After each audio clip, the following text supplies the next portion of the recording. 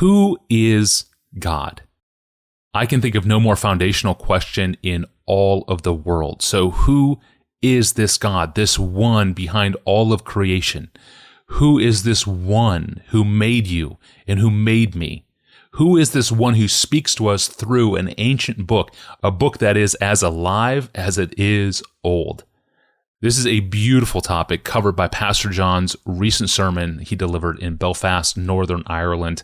He opened that message with 10 brief answers to the all-important question, who is God? Have a listen. Why did God identify himself as, I am who I am? I absolutely am. Now, if we can take off our clouded spectacles of mere religious jargon like G-O-D, this will come as a bolt of lightning. God is. That's staggering. What sentence could be more important in any language than God is? So what did he mean when he said, I absolutely am? I am who I am. What did he mean?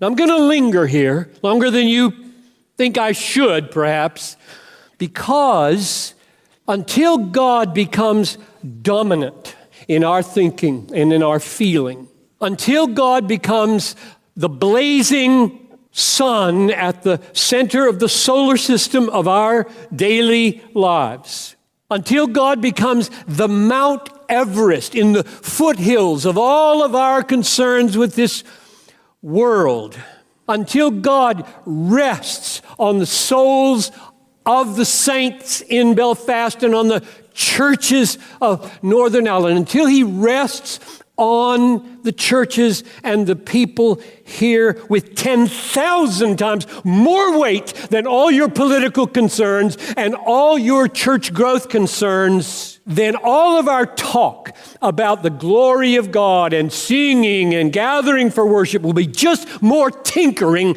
and engineering of religion to try to get people to do what we hope they will do in some kind of appropriate way. The world doesn't need any more tinkering with religion. It needs God. It needs to see God. It needs to be stunned that there is a God. So it's no accident that when Moses says, who's sending me? God says, I am who I am, period. And we need to linger over that. And I've got 10 things I think it means. They're very short. It's not the whole message, it's introduction. Kind of.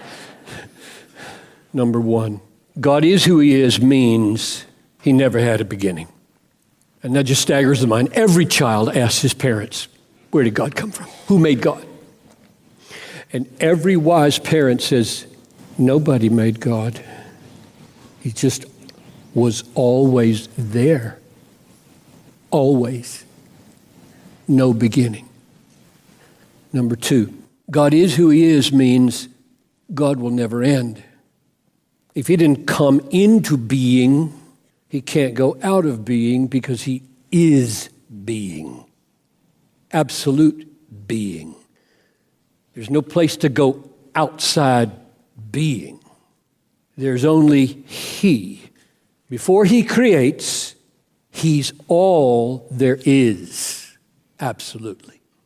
Number three, God is who he is means God is absolute reality. There's no reality before him. There's no reality outside of him unless he wills it and creates it. He's not one of many realities before he creates. He is simply absolute reality. He's all that was, eternally. No space. Space didn't exist. The universe didn't exist. Emptiness did not exist. Only God existed forever. Absolutely and absolutely all. Number four, God is who he is means that God is utterly independent. He depends on nothing to bring him into being. He depends on nothing to support him. He depends on nothing to counsel him. He depends on nothing to make him what he is. He is absolutely independent. Number 5, God is who he is means everything that is not God depends totally on God. All that is not God is secondary, dependent.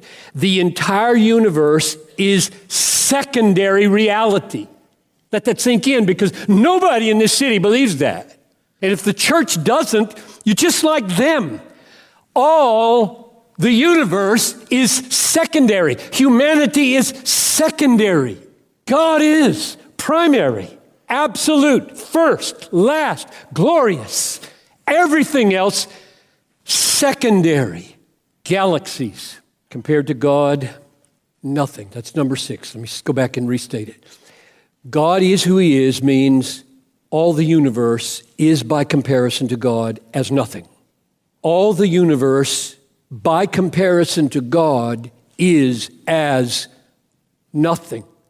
Contingent, dependent reality is to absolute independent reality as a shadow to substance, as echo to thunderclap, as bubble to ocean.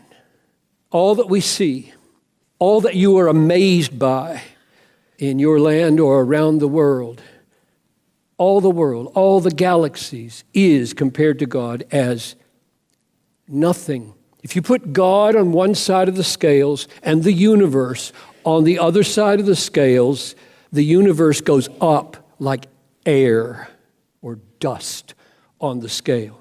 Isaiah 40:17, all the nations are as nothing before him.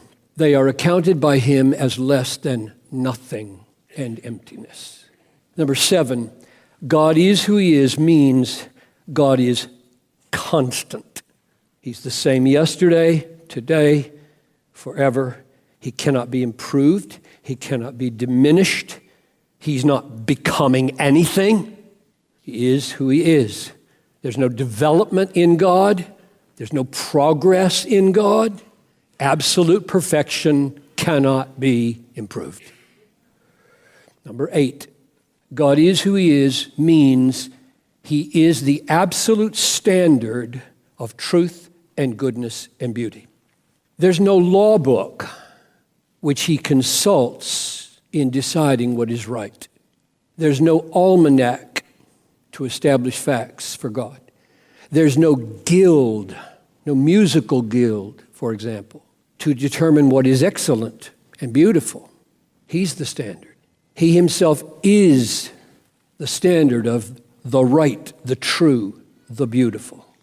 Number 9, God is who he is means God does whatever he pleases, and it is always right, always beautiful, always in accord with truth.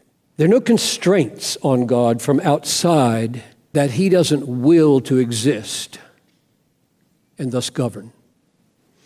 All reality that is outside of him is subordinate to him. So he's utterly free. He's the only free being in the universe, in fact. He is utterly free from any constraints that don't originate from his own will. Finally, number 10, God is who he is means he's the greatest, the most beautiful, the most valuable, and the most important person in existence. He's more worthy of interest and attention and admiration and enjoyment than all persons and all realities put together, including the entire universe. Now, the Bible reveals and assumes that God everywhere. Amen. That's so good. There's a lot more to God, but there's nothing less about God than these 10 incredible realities. This excerpt is from Pastor John's sermon in Belfast, Northern Ireland, that he preached there in July. The message is titled, The Glory of God and Why We Sing. Video and audio of the message is available online right now at desiringgod.org. And wherever you're listening to this podcast in the midst of your busy day, thanks for joining us. You can subscribe to Ask Pastor John in your favorite podcast app, in YouTube or in Spotify. And for our episode archive or to submit a question of your own, go to desiringgod.org/askpastorjohn. Friday, we're going to close the week with a doozy. Is there a place in the church for female pastors? Female pastors. Some say yes, others say no. Pastor John will weigh in on the factors that we need to understand in this growing debate, a debate growing within complementarian circles, not outside of complementarian circles. There's a very interesting factor in all of this. That's up on Friday. I'm your host, Tony Reinke. We'll see you then.